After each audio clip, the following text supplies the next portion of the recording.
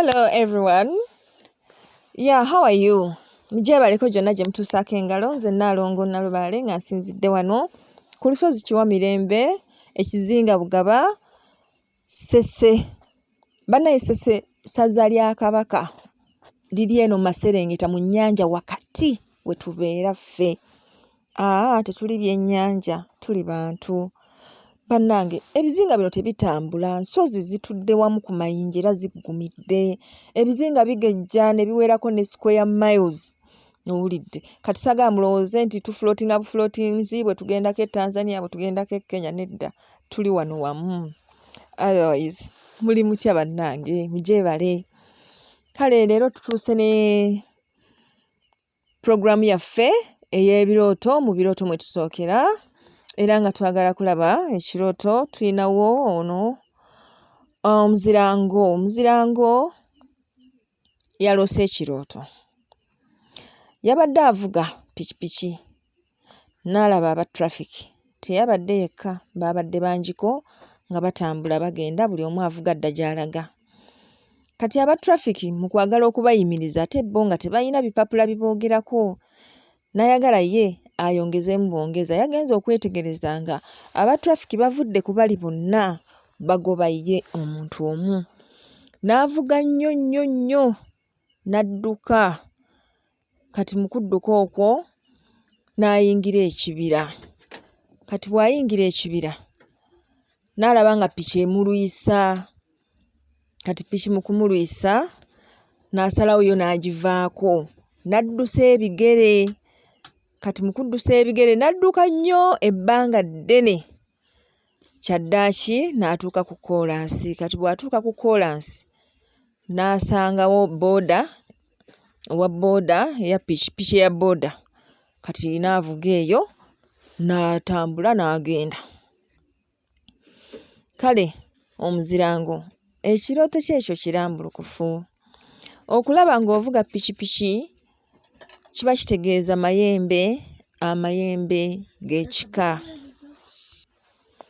Kati okulaba ng'oyingidde ekibira awo oba oddukidde mu misambwa, kiba kitegeeza nti ozze otambula n'amayembe g'ekika, naye ng'amayembe g'ekika nago galina ebizibu byago go nga go.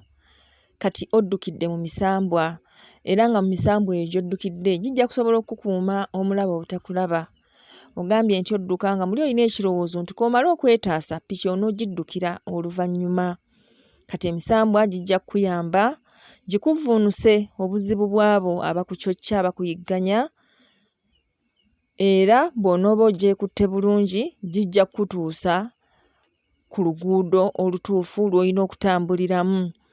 Era nagyo nga giyambibwako amayembe gaagyo. Kaakati oluvannyuma ng'oteredde ate ojja kudda onone amayembe go ag'ekika ogatereeze. Nsuubira ensonga ogitegedde bulungi mukwano, nti oliko amayembe g'ekika, naye amayembe g'ekika galina obuzibu. Kati kikwetaagisa okufuna omuntu ow'emisambwa akuyambe, akuyise mu buzibu bwonna bw'olimu. Kati bw'onoomala obuvuunuka olwo olyoke olabe ensonga z'amayembe g'ekika gano bw'ogenda okugakwasaganya. Nsuubira ekitegedde bulungi.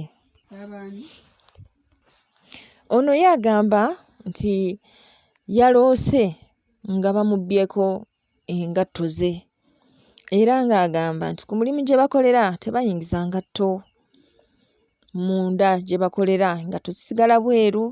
Kale bayinawo awo endala ze bambala ze bakoleramu, naye yaloose nga bazimubbyeko. Engatto ezo z'ayambala. Munnange okulaba ng'oli akubbyeko engatto, oli aba akubbako mikisa gyo, aba akyankalanya entambula yo. Kale okulaba nga oli akubbyeko engatto, oyo omuntu oyo aba ayagala kwekengera. Aba ayagala kwekengera, ate naawe oba olina okwongeramu obwegendereza mu by'okola. Ono ye agamba nti yaloose nga agenze okugula engatto. Bw'agenda okugula engatto n'asanga nga ku dduuka ziweddewo, wazira ne bamulagirira ne wabaawo omukyala amugamba nti funa amajaana ogatwale ku eryo edduuka bakukolere engatto. Yagenze okutuukayo nga bamugamba nti ezo engatto z'oyagala tetusaazikkolera era tetuziyina, ate n'okuggalawo tugenda kuggalawo. Kale ne yeekaamwana era n'atasanyuka. N'akomawo n'agamba omukyala ono eyamulagiridde. N'amugamba nti ebintu bye wandagiridde tebinkoledde na kunkolera. Nagana amagi kange ndengeeriire. Mwana wattu, omuntu nga ggwe eyeetaaga okutereeza engatto zo, engatto zitegeeza ntambula era engatto zitegeeza obufumbo, engatto zitegeeza ebintu bingi naye nga zibaamu engeri y'okugatta. Kaakati mwana muwala, okulaba ng'ogula engatto kiba kitegeeza nti weetaaga okutereeza entambula zo. Weetaaga okutereeza entambula zo. Okulaba nga weetaaga amagi kiba kitegeeza nti mu ntambula zo mulimu abalongo bakyewalula. Mulimu abalongo bakyewalula abeetaagisa amagi ago. Kale waliwo enkola gye tusobola okukolamu ne tufuna jjajja Lubanga n'atunnyonnyola ensonga ezo. Kiteekeddwa okuba nga mu buzaale bw'omukwano mulimu obulongo obwakutambulirako era ng'omuntu yekka asobola okuluŋŋamya ensonga eyo abeera jjajja Lubanga nga tulina omukolo gwe tukoze n'aba nga atuluŋŋamiza ensonga eyo. Ono yagamba nti yaloose nga waliwo amuwadde engatto naye ng'engatto ziriko langi eya bbulu, zaabadde za bbulaaka naye nga ziriko akalangi aka bbulu ne kuddako akalangi akamyufu nga kaneneko, kati ne kuddako akeeru nga ke kasembayo. Mukwano, obubaka obwo butegeeza nti oyina kutambulira mu mitendera egyo bwe gityo. Obuddugavu buno bwe bulamu bwe tutambuliramu era kwe kulanga n'emmunye zaffe enzirugavu era ffe tuli baddugavu. Kati bwe bulamu obwa bulijjo. Bbulu, oyo bbulu wa jjajjaffe Kkubo. Kiba kitegeeza nti ojja kusooka okola emikolo gya kkubo, akulage ekkubo erinaakutuusa ku jjajjaffe Kiwanuka. Nti bw'onooba okoze emikolo gya jjajjaffe Kiwanuka n'ogitereeza nga bw'agyagala ogikole, olwo ate ye ajja kukuggulira ekkubo erinaakutuusa ewa jjajjaffe Mukasa. Olwo emikisa gyo gitangaale obe ng'otambulira mu bulamu obulungi. Mukwano, kye kirooto ekyo amakulu gaakyo. Kale bannange mwongere okusubscribinga, musharinge, mulayikinge. Mubeere bayizi balungi twongere okusoma n'okuluŋŋama buli kimu weewaawo.